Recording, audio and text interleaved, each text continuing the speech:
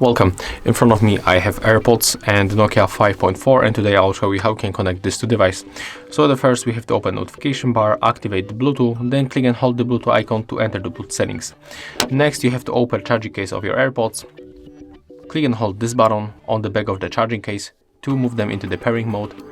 When it starts blinking, we have to release that key. It means that they are in the pairing mode. We have to click here to pair new device.